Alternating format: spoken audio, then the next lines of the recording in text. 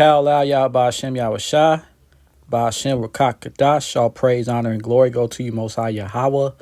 In the name of your son, Yahawashi. And I'm just coming to you with this real quick one. This whole thing called life is based upon us pleasing the Most High Yahweh and the Son Yahawashi.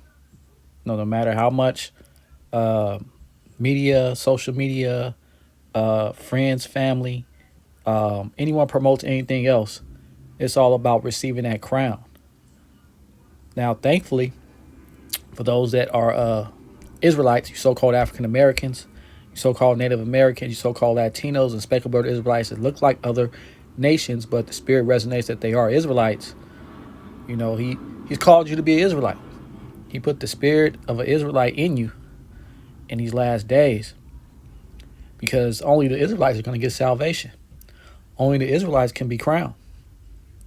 And I was on, social media, on Instagram, and I was looking at this ceremony going on for half man, half amazing Vince Carter. That's what they call him. Very good player in the NBA.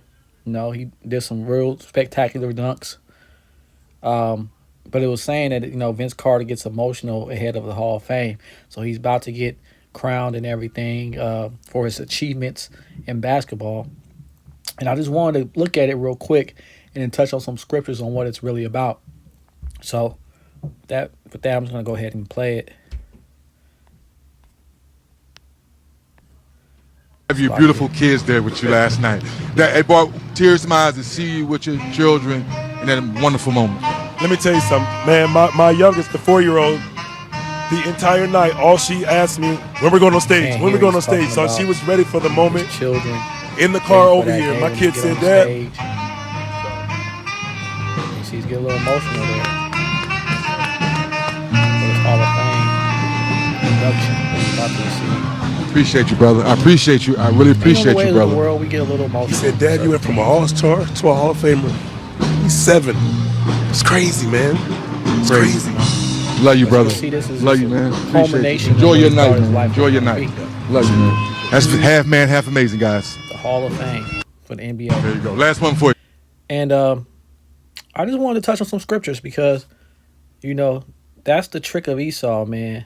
He loves to have us think that, that's it. You receive an award, you inducted somewhere into, their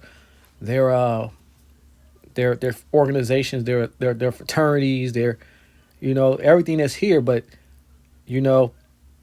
for you so-called African Americans, you so-called Native Americans, you so-called Latinos, the nation of Israel, that's not it. Here's what you want to achieve. If you go to Revelations 19:7, it talks about the marriage of the Lamb.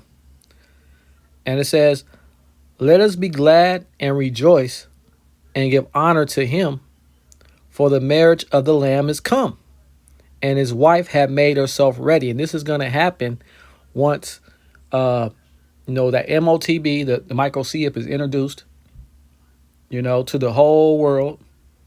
Those that, are on the left-hand side are going to take it for whatever reason. Some are going to take it to keep their job. Some are going to take it just to, because they want the technology. Some jakes are going to take it because they have no other choice to eat. So there's going to be different reasons why people accept this micro CHIP. But after that happens, shortly after that, there's going to be a full-scale war, World War III. And this nation of America, United States of America, is going to get totally destroyed from sea to shining sea by thermonuclear power. The ICBMs are going to come over here and destroy this place. It's going to destroy that land over there in Israel as well, and any other part of the world that the Father feels deemed. Then after that, in the midst of that, you're going to see different men, women, and children beamed up by the chariots of the Most High Yahweh and His Son Yahawashi at simultaneously while he's fighting against the rest of this world that's going to fight against him. And then those that are chosen, those that have been chosen since the beginning of time, are going to have this supper, this marriage supper that marries them over to the Lamb, which is Yahawashi Mashiach. And this is what this is going into. It says, let us be glad and rejoice and give honor to him, for the marriage of the Lamb is come, and his wife had made herself ready.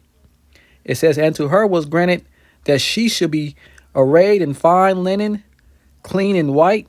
For the fine linen is the righteousness of the saints, and the saints is the Israelites, the righteous ones, the ones he's chosen from the beginning of time. And when we talk about righteousness, we talk about what he wants us to do here on this earth while we're waiting for him. Because everyone sins. Everyone's going to, you so-called African Americans, Native Americans, Latinos, we're all going to be caught up with the sins of the flesh. But there's going to be a special group that he's not going to count that against, because they're going to be doing what he says to do. There are going to be able-bodied men out there preaching the word, the men of the Lord giving off instructions on how to follow him.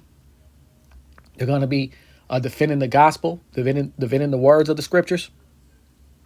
They're going to be making sure that, sound doctrine is being taught to so-called African Americans, Native Americans, Latinos, the nation of Israel.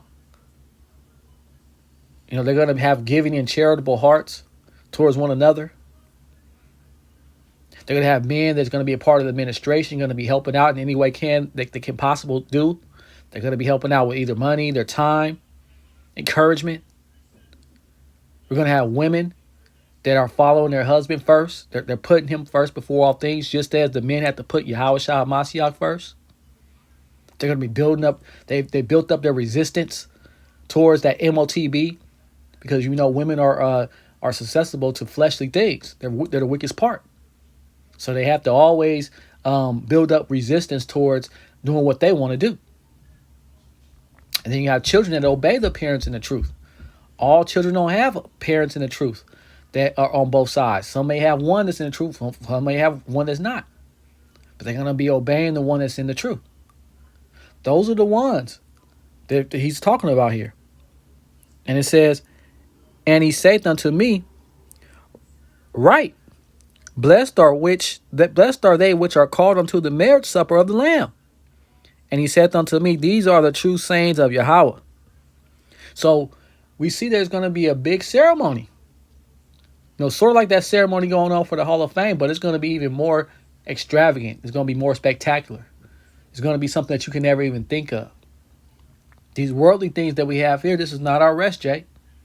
But we see that, for the simple-minded, those little ceremonies, those little organization type of things, becoming one of the best basketball players, becoming the best rapper, maybe even being the best at your company is what, Jake really wants.